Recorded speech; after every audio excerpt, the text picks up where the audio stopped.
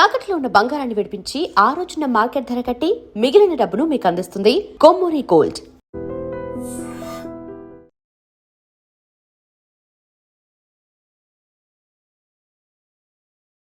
ఈరోజు Madhapur police station ముందు ఒక అడ్వకేట్గా కాకుండా ఒక విక్టిమ్గా నించున్నాను. నేను ఒక విక్టిమ్గా జీ టీవీ మీడియాలో 2 ఏళ్ల క్రితం నా బిల్లు పెండింగ్ ఉంది, 35,000 బిల్లు నేను షూట్ చేశాను, కాస్ట్యూమ్స్ చేశాను. దానికి తగ్గట్టు నేను బిల్ చేశాను. వాళ్ళు ఏదో జిఎస్టీ ప్రాబ్లం ఉందంటే నేను బిల్ తీసుకోవడానికి వెళ్ళాను. అండ్ ఓంకారం గురుగారు షూట్స్ కూడా నడుస్తుంది. సరే ఒకసారి వెళ్ళి ఆయనకు కూడా నమస్తే పెట్టొద్దామని చెప్పి నేను జీటీవీలో ఎంటర్ అవ్వడం జరిగింది. అక్కడ ఎంట్రీలో కూడా రాశాను. అండ్ ఈ అబ్బాయి పేరు కూడా మర్చిపోయాను, ఎందుకంటే 2 సంవత్సరాల క్రితం కిషోర్ అనే అతను మనకి డ్రామా జూనియర్స్ చేస్తాడు. అతనిది షూట్ చేశాను, కాస్ట్యూమ్స్ కూడా చేయడం జరిగింది. అతని టీంలో ఉన్నాడు. వేరే కాస్ట్యూమ్స్ గురించి ఇలా కాదు అలా కాదు ఇలా అని చెప్పి పిచ్చి పిచ్చిగా మాట్లాడితే నేను కొంచెం ఎందుకు మీరు నాతో ఇట్లా మాట్లాడుతున్నారు, మీరు ఒక జూనియర్ డైరెక్టర్, మీరు మెయిన్ డైరెక్టర్ కాదు, నేను ఏదన్నా ఉంటే వేరే డైరెక్టర్ ఎవరైతే ఉన్నారో వాళ్ళతో మాట్లాడతానంటే అప్పుడు అసభ్యకరంగా మాట్లాడాడు, సెక్షువల్ ఫేవర్స్ అడిగాడు. నేను జీటీవీ యాజమాన్యం వరకు తీసుకెళ్ళడం జరిగింది. అప్పుడున్న నాన్ ఫిక్షన్ హెడ్, ఎందుకంటే నేను జీటీవీలో Sunny Leone show Telugu medium school అని 11 ఎపిసోడ్స్ చేశాను. టిడా క్రియేషన్ అని Z5లో ఇప్పటికీ మీరు వెళితే చూడొచ్చు, నా బ్రాండ్ ఉంటుంది. నేను ఆల్మోస్ట్ ఒక 2 years వర్క్ చేశాను నేను జీటీవీకి. సో అప్పుడే ఇతనితో కాన్ఫ్లిక్ట్ ఉంది. సెక్షువల్ ఫేవర్స్ అడిగితే నేను అతని సీనియర్ దగ్గర తీసుకెళ్ళడం జరిగింది. నేను అతని సీనియర్ దగ్గరికి వెళ్ళే ముందే హెడ్ ఆఫ్ నాన్ ఫిక్షన్కి నా గురించి కంప్లైంట్ చేయడం, పిచ్చి పిచ్చిగా మాట్లాడటం ఇదంతా చేస్తే సురేష్ అనే వ్యక్తి దీనికి సాక్ష్యం. జీటీవీలో సురేష్ కిషోర్ టీంలో పనిచేస్తాడు ఇతను. సురేష్ ఎందుకు షా మళ్ళీ నీకు యాజ్ ఎ ఆడపిల్లగా ఇప్పుడు మనం కాస్ట్యూమ్స్ చేస్తాం, మళ్ళీ టీవీ షో ఇవన్నీ ముందుకెళ్తే ఎందుకు సెక్షువల్ అసాల్ట్ ఇవన్నీ కేసులు పెట్టడం. అప్పటికే నేను లా ప్రాక్టీస్ చేయకపోయినా చదివి ఉన్నా. నేను ఆడపిల్లతో ఇలా మాట్లాడటం కరెక్ట్ కాదండి, నేనేదో పని చేసుకోవడానికి వచ్చాను. నువ్వు వెండరు, అతను ఎంప్లాయీ, అయితే గీతే నిన్ను తీసేస్తారు జీటీవీలోంచి, అతన్ని అయితే తీరు అంటే నేను ఇంకా సరే వదిలేశాను. నేను ఇతని షో అయితే చేయను అని చెప్పి నేను వేరే షో చేస్తానని చెప్పి నేను అక్కడితో వదిలేయడం జరిగింది. ఇది పూర్వాపదం జరిగిన అంతకుముందు ఇతనితో జరిగిన సంభాషణ. సో ఈరోజు నేను నా బిల్ కోసం వస్తే నా కారు దగ్గర నించొని శ్రీకాంత్ అని ఆయనతో మాట్లాడుతున్నా. మీరు సీసీ ఫుటేజ్ తీస్తే మీకు కనిపిస్తుంది క్లియర్ కట్గా ఎక్స్టర్నల్ జీటీవీ బయట. నేను ఆయన మాట్లాడుకున్నాం. ఏమంటే ఒక అబ్బాయి ఉన్నాడు, అసలు అబ్బాయి పేరు కూడా మర్చిపోయాను, ఎందుకంటే జరిగి కూడా ఆల్మోస్ట్ 2.5 years అయిపోయింది. 2023-24 సందర్భంలో జరిగింది ఇది. సో 2024లో ఒక అబ్బాయి ఉండాలండి, ఇలా నన్ను ఏదో పడుకోమని అడిగాడు, ఉన్నాడా, అసలు వాడిని తీసేశారా లేదా, ఇంకా అలానే వేరే అమ్మాయిలను ఏమన్నా చేశారా అని నేను మాట్లాడుతూ ఉన్నా. ఆ సురేష్ అని అతను వచ్చాడు, అతనికి సంబంధించిన టీం మెంబర్. ఏంటో బొద్దుగా ఉన్నావు, ఏం మీ ఆవిడన్నా ప్రెగ్నెంట్ అంటే అవును మేడం అన్నాడు. వాడేనా వీడు ఇతను కూడా ఎదిగిపోయాడనో ఏదో అన్నాను నేను. అతని పక్కన వేరే షర్ట్ అతను వెళ్తున్నాడు. వెళ్తే నాకు తెలిసి ఏయ్ నన్నేనా అనేది నువ్వు ఏయ్ అని మాట్లాడు, వేలెత్తి చూపించడం. అక్కడ ఏం సంభాషణ జరిగింది ఏంటి అనేది అక్కడ సురేష్ ఉన్నాడు, శ్రీకాంత్ అనే వాళ్ళు ఉన్నారు. ఓకేనా. సో నేను అంతకుముందు తను నన్ను అడిగినవి చెప్పాను వీళ్ళకనో, మరి ఏమనుకున్నాడో ఏమో వచ్చి బెదిరించాడు. నేనన్నా వెళ్ళిపోయి ఇక్కడి నుంచి, అసలు నేను నీతో మాట్లాడలా. అండ్ నేను అడ్వకేట్, నువ్వు చెయ్యెత్తి మాట్లాడుతున్నావు. అప్పుడంటే నేను ఊరుకున్నా, నేనేం చేయలా. నేను అప్పుడు ఒక వెండర్ని పని చేస్తూ ఉన్నాను, నువ్వు ఇక్కడ ఎంప్లాయీవి, నన్ను అది చేస్తా ఇది చేస్తా అని బెదిరించి నా మీద కంప్లైంట్లు ఇచ్చి నన్ను అందులోంచి తీయించేయడానికి నువ్వు ప్రయత్నం చేసావు. బట్ ఇప్పుడు నేను అడ్వకేట్ని, ఆడపిల్లని, నువ్వు రోడ్డు మీద వేలెత్తి చూపించి మాట్లాడుతున్నావు. అంతకుముందు నన్ను సెక్షువల్ ఫేవర్స్ అడిగింది నేను చెప్పేస్తాను, అంటే నీ మీద నేను కేసు పెడతాను, నేను ఎవరో తెలుసా అది ఇది అన్నాడు. బాబు నీతో నాకు ఎందుకు, నువ్వు వెళ్ళిపో. నేను నిన్ను అల్లా పక్కన వెళ్ళి అతనితో అసలు నీకు సంబంధం లేదు, నీతో మాట్లాడలేదు, నీ పేరు కూడా గుర్తులేదు, నాకు వెళ్ళిపో అన్న. అక్కడికి అయిపోయింది. మీరు ఇది సీసీటీవీ ఫుటేజ్, నేను రిక్వెస్ట్ చేసేది ఇది ఫుటేజ్ తీసి చూడండి. అతను వెళ్ళిపోయాడు. వెళ్ళిపోయిన తర్వాత అతను సీనియర్ ఎవరు నేను అడిగాను, అసలు ఇతన్ని మళ్ళీ హైర్ చేసుకుంది ఎవరు జీటీవీలోకి. నన్నిలాగా సెక్షువల్ ఫేవర్స్ అడిగాడు అని నేను కంప్లైంట్ చేసినా మీరు సీరియస్గా తీసుకోకుండా మీరు నన్నే నాకు ఆపర్చునిటీ తీసేస్తారని నాకు చెప్పి నా నోరు మూయించి ఇతను నా మీద కంప్లైంట్ ఇస్తే మీరు అది తీసుకున్నప్పుడు ఇతన్ని మళ్ళీ ఉద్యోగంలో ఎవరు తీసుకున్నారని అడిగా. అతను మధ్యలో వెళ్ళిపోయాడు జీటీవీ నుంచి. నేను అడిగితే కిషోర్ అనే అతను తీసుకున్నాడు మేడం అని చెప్పారు. నేను పైకి వెళ్ళిపోతున్నా, మీరు సీసీ కెమెరాలో కూడా చూడొచ్చు. నేను అసలు ఇది ఎక్కడ నేను గొడవ పెట్టుకుందామని కాదు. అతనితో నాకు అసలు అసందర్భోచితమైన, మీరు నన్ను మీడియాలో చూస్తే ఎక్కడ నేను ప్రగల్భాలు కానీ నోటికొచ్చినట్టు మాట్లాడటం కానీ అసలు మాట్లాడను. పబ్లిక్లో నా ప్రెజెన్స్ కూడా చాలా గౌరవప్రదంగా ఉంటుంది. పైకి వెళ్ళిపోతూ కూడా ఇతన్ని చూశాను నేను, ఎవరిని కిషోర్ వస్తున్నాడు చూసి నేను దిగి మరి లిఫ్ట్ ఆపి దిగి కిషోర్ ఇలా పిచ్చి పిచ్చిగా నాతో బిహేవ్ చేశాడు. ఆల్రెడీ నేను నీ వరకు తీసుకొచ్చాను, సురేష్కి కూడా తెలుసు ఏం జరిగిందో చెప్పాను. ఇలా నన్ను పడుకోమని అడిగాడు, నేను అప్పుడు కూడా వదిలేశాను, ఎందుకంటే నీకే పోతుంది, డబ్బులు రావు అన్నారు. ఈసారి నేను అడ్వకేట్ని, ఇన్ని రోజులంటే నేను నోరు మూసుకున్న ఆడపిల్లగా 2 ఏళ్ళు అయిపోయింది. నేను అడ్వకేట్ అయ్యి ఉండి రోడ్డు మీద వేలు ఇలా చూపిస్తా, మీరు కావాలంటే నేను సీసీ కెమెరా చూపిస్తా, పోలీసులు కనుక నేను చెప్పానంటే పడేసి మరీ కొడతారు. ఏయ్ నా గురించేనా అంటే నేను నీ గురించి మాట్లాడలేదు అన్న. నేను కిషోర్తో మాట్లాడుతున్నా, నేను ఎవరి గురించి, ఎందుకంటే అతని పేరు గుర్తులేదు నాకు. 2 ఏళ్ళు అయిపోయింది, మెమరీలో నేను చాలా చేశాను. ఇది జరిగింది, ఆయన ఇంకా అరుస్తున్నాడు. నేను అప్పుడు నా ఫోన్ తీసి నేను రికార్డ్ చేయడం మొదలుపెట్టా. నా మీద కేసు పెడతానంటున్నాడు. అంటే నువ్వు నన్ను పడుకోమని అడిగి, నువ్వు నన్ను తిట్టి వేలుతో బెదిరించి నా మీద కేసు పెట్టాడు. నేను రికార్డ్ మొదలు పెట్టా. రికార్డ్ మొదలు పెడితే ఇదిగోండి, నేను పక్కన వేరే షర్ట్ అన్నా, నేను నిన్ను అనలా, నువ్వు నన్ను రూడ్గా మాట్లాడావు రోడ్డు మీద. You said you will complaint, నువ్వు మాట్లాడావు రోడ్డు మీద, నీకు నోరు ఉంది కదా, నోటికి వచ్చినట్టు మాట్లాడితే ఇక్కడ ప్రొఫెషనల్ అడ్వకేట్. ఫోన్ ఎవరు కింద పడేశారు, పగలగొట్టారు నా ₹1,00,000 ఫోన్. నా ఫోను ఇదవుతావా అని చెప్పి నేను వెళ్తే నన్ను కొట్టేశాడు. నన్ను వేసి ఇసురు కొట్టి నేలకేసి కొట్టి ఈ 2 చెవులు ఊడిపోయినాయి.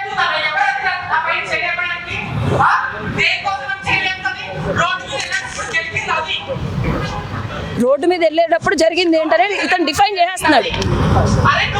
అది నన్ను ఎక్కడ జరిగింది అంతా కూడా జీటీవీ ముందు రోడ్డు మీద వెళ్ళేటప్పుడు అది నన్ను ఏమని సంబోధిస్తున్నాడు. అది నేను అడ్వకేట్ అని తెలిసి బూతులు ఎలా మాట్లాడుతున్నాడో మీరు వినండి. రికార్డ్ అవుతుందని తెలిసి కూడా రికార్డ్ అవ్వక ముందు నేను అసలు రికార్డ్ కూడా చేయలే. గొడవ ఎందుకు, నాకు అనవసరం. 2 ఏళ్ల క్రితం ఎలా వెళ్ళిపోయాను, ఈసారి కూడా నేను వెళ్ళిపోతే ఫోన్ వేసి ఇసురు కొట్టి నేను మీదకి వెళ్తే నా మీద చెళ్ళు నా తల పగిలేలా. 2 అబ్బాయిలు, కిషోర్ ఉన్నాడు, ఆ పక్కన ఇంకో జీటీవీ వాళ్ళు ఉన్నారు, ఒక ఆడపిల్ల, 4 మధ్యలో ఉంటే ఏమనుకుంటుంది, ఈ అబ్బాయిని ఆపుతారు అనుకుంటారు.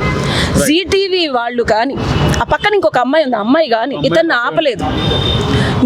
ఇప్పుడు షాక్, నేను ఇలా ఉన్నాను కదా, ఇలా వేసి కొట్టి ఇలా తిప్పి ఇలా కొట్టేసాడు. ఈ చెవులు అన్నీ ఊడిపోయి పడిపోయినాయి. ఇది మీకు రికార్డింగ్లో ఉంటుంది, తీసి చూడండి. అంత చచ్చేలాగా కొడతా. నా బ్రెయిన్కి ఇప్పుడు నేను స్కానింగ్ తీసుకొని వచ్చాను, కళ్ళు తిరిగిపోతున్నాయి నాకు. అంత చచ్చేలాగా ఒక ఆడపిల్లని కొడితే జీటీవీ యాజమాన్యం కూర్చొని నీదే తప్పు, నువ్వు బయట ఏదో అనుంటావు. 2 ఏళ్ల క్రితం కూడా ఇదే జరిగింది. బయట ఏదో నువ్వు అనుంటావు, అందుకనే అతను ఏదో సరే బయట ఏదో అంది. ఎవరు వెళ్ళిపోయారు, నేను వెళ్ళిపోయా. నేను నిజంగా అతనితో గొడవ పెట్టుకోవాలంటే ఎవరు పడాలి, ఎవరు ప్రేరేపించాలి? ముందు నేను వెళ్ళి ఎవరికి రిపోర్ట్ చేస్తున్నా, అతను ఎవరైతే హైర్ చేసుకున్నారో అతను సీనియర్ అథారిటీకి రిపోర్ట్ చేస్తున్నా.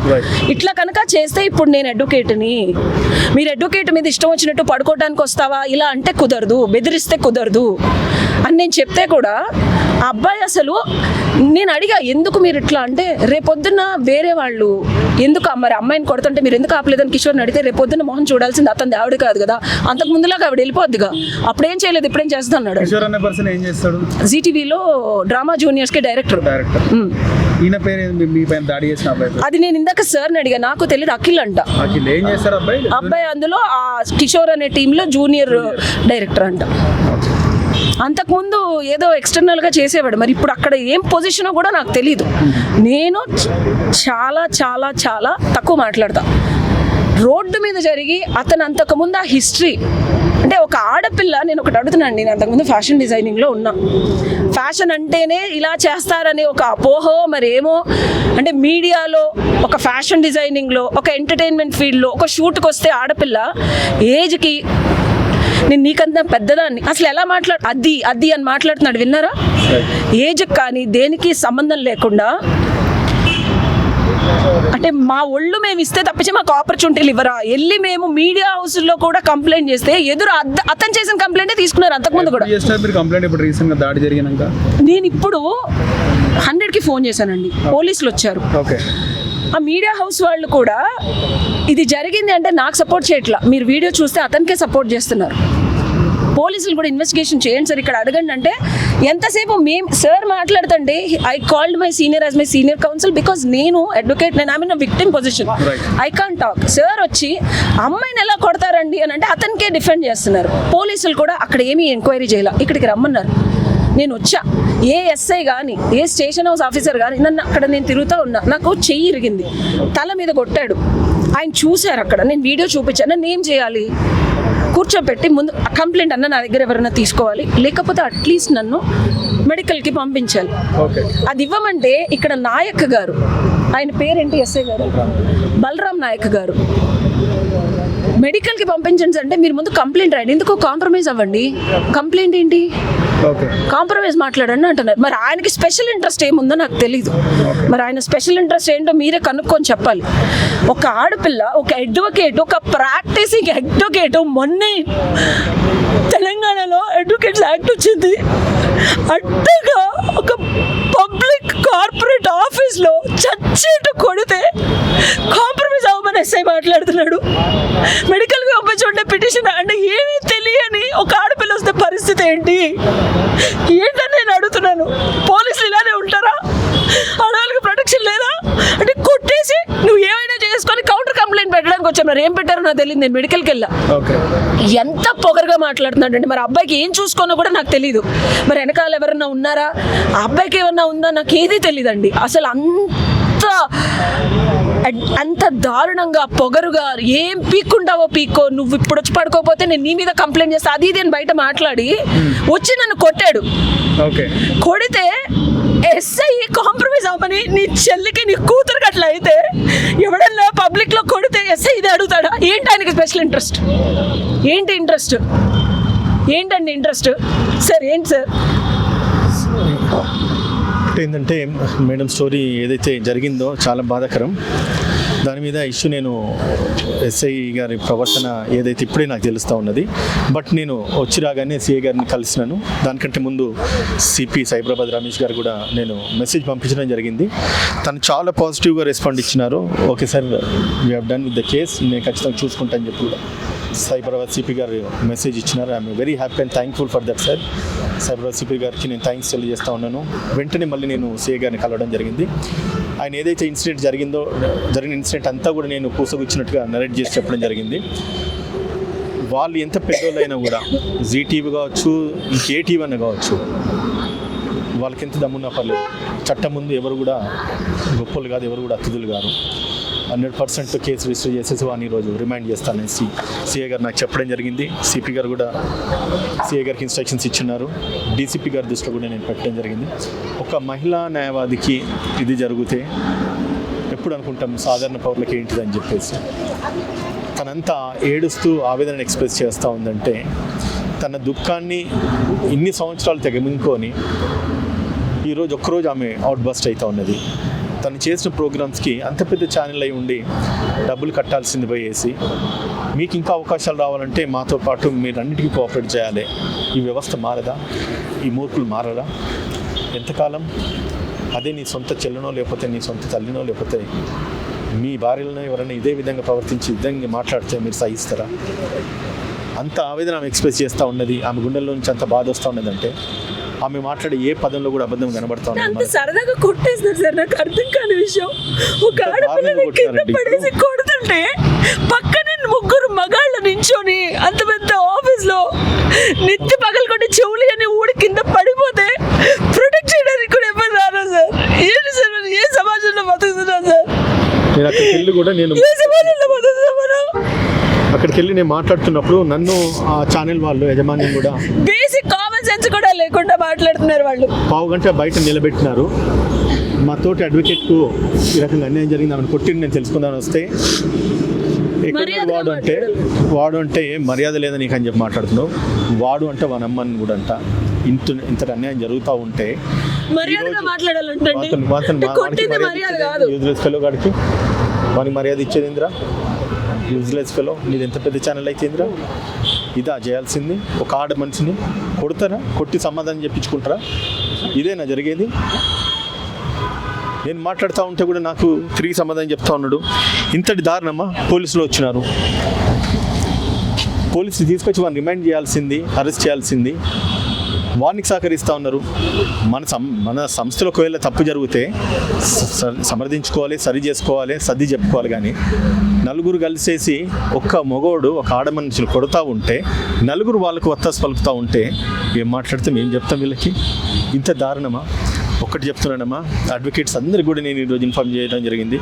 మా Hyderabad high court bar association president గారు కూడా నేను తెలియజేయడం జరిగింది. రేపు ఇమీడియట్గా నేను ప్రెస్ మీట్ కాల్ఫర్ చేస్తూ ఉన్నారు.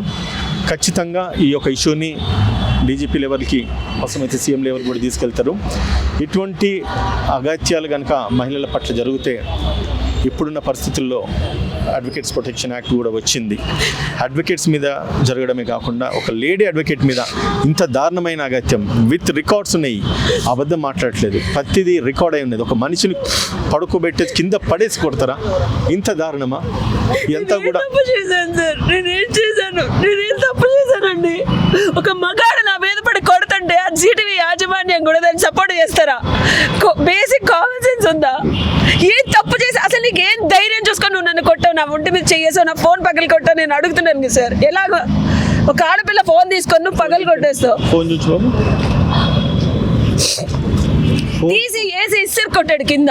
ఫోన్ పగలగొట్టడం ఏంటి ధైర్యం ఏంటి? పోలీస్ స్టేషన్ నుంచి పంపించిన తర్వాత మెడికల్ రిపోర్ట్స్ అన్ని కూడా వచ్చినాయి. ఈ మెడికల్ రిపోర్ట్స్ అన్ని కూడా రేపు ఫైనల్ గా డాక్టర్ గారు సర్టిఫై చేస్తారు. నువ్వు నోటికి వచ్చినట్టు మాట్లాడుతూ పడుకోమని అడుగుతాం, మేము రికార్డు తీస్తుంటే నన్ను నువ్వు అని సంభాషించి పగలు కొట్టి మీదకి వచ్చి కొడతారా? మనం ఏ రాష్ట్రంలో బతుకుతున్నాం, ఏ సమాజంలో బతుకుతున్నారండి? మనుషులమే కదా, ప్రొటెక్షన్ లేదు ఆడపిల్లలకి. డబ్బుల కోసం మేము పనిచేసి డబ్బుల కోసం వెళ్తే మీతో పడుకోలేదని కొడతారా మమ్మల్ని? ఎప్పుడో గ్రజ్జు పెట్టుకొని అది కొడుతుంటే మళ్ళీ సమర్థిస్తారా? ఏ సమాజంలో బతుకుతున్నాం? మాకు ఇంకా ప్రొటెక్షన్, అడ్వకేట్ ఇవన్నీ వదిలేండి ఉదయ్ గారు. ఆడపిల్లని నేను, ప్రతి ఆడపిల్లకి జరిగే అన్యాయమే ఇది నరేష్. ప్రతి ఆడపిల్లకి జరిగే అన్యాయమే. ఈరోజు అడ్వకేట్ జరిగిందంటే ఖచ్చితంగా కూడా అడ్వకేట్స్ అంతా కూడా సపోర్ట్ చేస్తారమ్మా, మీరేం వరి కానక్కర్లేదు. అడ్వకేట్ సైడ్ నుంచి కూడా ఖచ్చితంగా మీ అందరికీ సపోర్ట్ ఉంటుంది. లేడీస్ అందరూ కూడా ఇటువంటిది ఏది జరిగినా కూడా సపోర్ట్ ఉంటుంది అని చెప్పేసి ఒక కాంగ్రెస్ పార్టీ లీగల్ అసలు వైస్ చైర్మన్గా, లీగల్ రిప్రజెంటేటివ్ కూడా అధికార పార్టీ నుంచి కూడా మా సైడ్ నుంచి నేను మాటిస్తూ ఉన్నాను. అవసరమైతే సీఎం గారి దృష్టి కూడా ఇది వెళ్ళే విధంగా నేను 100% కృషి చేస్తాను. మా లీగల్ సెల్ చైర్మన్ మొన్ననే బార్ అసోసియేషన్కు మెంబర్ కూడా ఎలక్ట్ అయినారు, పొన్నం అశోక్ గారి. అందరూ కూడా బార్ అసోసియేషన్ కమిటీ అంతా కూడా దీని మీద విచారించేసి ఏం జరిగిందో తెలుసుకొని హైకోర్టు అసోసియేషన్ నుంచి కానీ ఆల్ స్టేట్ బార్ అసోసియేషన్స్కి ఇది ఇన్ఫామ్ చేసేసి ముక్తకంఠంతో ఖండించి ఖచ్చితంగా ఒకరోజు కోర్ట్స్ బైకాట్ చేయాల్సిందిగా నేను ఒక రిప్రజెంటేషన్ అయితే మా అడ్వకేట్స్ అసోసియేషన్కి, బార్ అసోసియేషన్కి అయితే ఖచ్చితంగా పంపిస్తాను, తెలియజేస్తాను.